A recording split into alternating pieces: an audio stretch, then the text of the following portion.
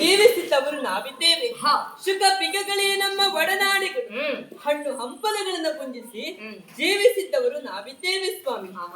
ಆದ್ರೆ ಎಂದಿನ ಪರಿಯಿಂದಲ್ಲ, ಮತ್ತೆ ಇಂದೊಂದು ಚೋದ್ಯವನ್ನ ಕಾಣ್ತಾ ಇದ್ದೇನೆ. ಅತ್ತ ಕಣ್ಣನ್ನ ಹಾಯಿಸಿದ್ದೇ ಹೌದಂತಾದ್ರೆ ಚಿನ್ನದ ಮೈಬಣ್ಣ ಉಳ್ಳಂತಹ ಹರಿಣವೊಂದು ಇತ್ತಿಂದತ್ತ ಬರುವಂತಹ ಚಂದವನ್ನ ಕಂಡಿರ. ಹೇಗೆ ತನ್ನಂಗ ತಿನ್ನಂಗ ದಿಕ್ಕತೋಮೆಂದು ಕುಣಿಯುತ್ತಾ ಬರ್ತಾ ಉಂಟು. ಅದನ್ನು ಕಂಡಾಗ ಅದರಂತೆ ನಾನು ಕೂಡ ನಲಿಯಬೇಕು, ದಯಬದ್ಧವಾಗಿ ಕುಣಿಯಬೇಕು ಎನ್ನುವುದಾಗಿ ಮನ ಹಪ್ಪಿಸ್ತಾ ಇದ್ದೀವಿ. ಏನೇ ಆ ಜಿಂಕೆಯನ್ನು ತಂದು ಕೊಡುವಿರಾ? ಏನಾಗ್ತಾ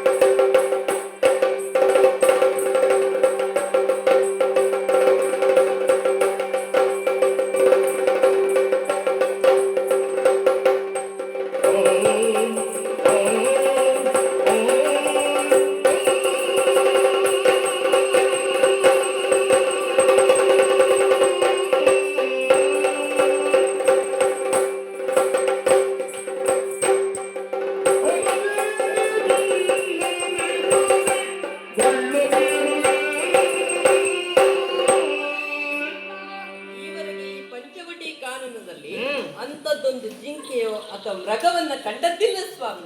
ಆ ಕಾರಣಕ್ಕಾಗಿ ವಿಶೇಷ ಎನ್ನುವುದಾಗಿ ಕಂಡಿತ್ತು.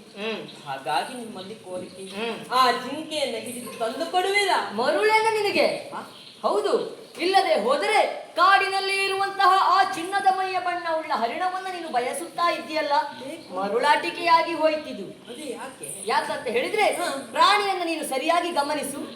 ಯಾವುದೇ ಪ್ರಾಣಿಗೆ ಆಗಲಿ ಕಾಲುಗಳಲ್ಲಿ ಗೊರಸುಗಳಿರುವುದು ಸಹಜ, ಆದರೆ ಆ ಜಿಂಕೆಯ ಕಾಲಿನಲ್ಲಿ ಗೊರಸುಗಳಿದೆಯೇ? ಅದೇ ಸ್ವಾಮಿ ವಿಶೇಷ. ಬೆರಳುಗಳನ್ನು ಕಾಣ್ತಾ ಇದ್ದೇನೆ. ನಾವು ಇರುವಂತಹದ್ದು ಕಾಡಿನಲ್ಲಿ. ಕಾಡಿನಲ್ಲಿ ನಮಗೆ ಅರಿವಿಲ್ಲದ ತೆರನಾಗಿ ಕೆಟ್ಟ ರಕ್ಕಸರ ಮಾಯೆ ಎನ್ನುವುದು ಇರುತ್ತದೆ. ಆದ್ದರಿಂದ ಜಿಂಕೆಯನ್ನ ಬಯಸಬೇಡ, ಮುಂದೆ ಕೇಳು ಬಂದಿದ್ದು ಎಚ್ಚರಿಕೆ.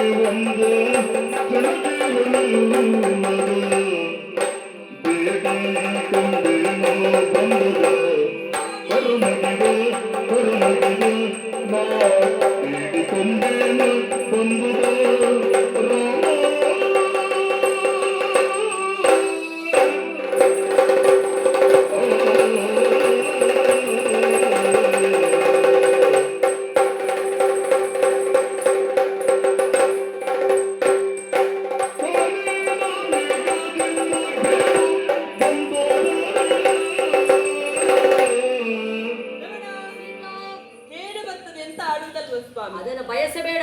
ಆ ಬಯಸಿದ್ದೆ ಹೋದಂತಾದ್ರೆ ಕೇಡು ಬರ್ತದೆ. ಹ್ಮ್. ಕೇಡು ಏನೇ ಬರ್ಲಿ ಹ್ಮ್. ಆ ಜಿಂಕೆ ಬೇಕೇ ಬೇಕು ನನಗೆ. ಈ ಹೆಣ್ಮಕ್ಕಳೇ ಹೀಗೆ. ಹೇಗೋ? ಕೆಲವೊಂದು ವಿಚಾರದಲ್ಲಿ ಯಾವುದಾದರೂ ಒಂದು ವಸ್ತು ಬೇಕು ಎನ್ನುವುದಾಗಿ ನೀವು ಹಠ ಮಾಡುವುದಕ್ಕೆ ಹಿಡಿದ್ರೆ ಅದು ಸಿಗುವಲ್ಲಿವರೆಗೆ ನೀವು ಸುಮ್ಮನಿರುವವರಲ್ಲ ಅಂತಾಯ್ತು. ನೀವು ತಂದು ಕೊಡ್ತೀರಿ ಎಂಬಂತಹ ಭರವಸೆ ಉಂಟು ಸ್ವಾಮಿ. ಬಿಡು.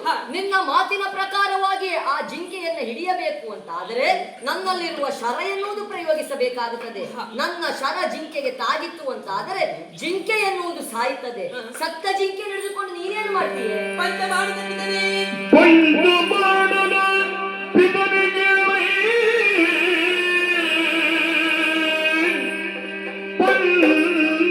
ಬಾಣನ ಪಿತನಿಗೆ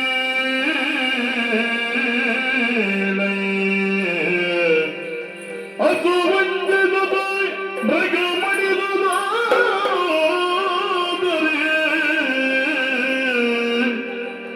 ಅದು ವಂಚಿತ ಮೃಗ ಮಡಿದುದಾದರೆ ಗಂಟದವ ಧರಿದುವಿನ ಚರ್ಮವು ತೆಗೆದು ತೋಜುಗುವಿ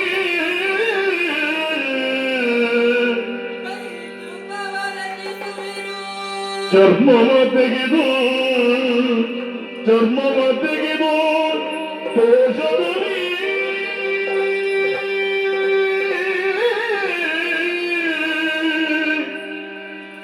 ಪಂಚಬಾಣನ ಪಿತನಿಗೀಳಯ್ಯದು ವಂಚಿಸಿದ ಮೃಗ ಮಡಿದುದಾದರೆ ಕಂಜುಕವದರಿದುವಿನ ಚರ್ಮವ ತೆಗೆದು ತೋಜದಲ್ಲಿ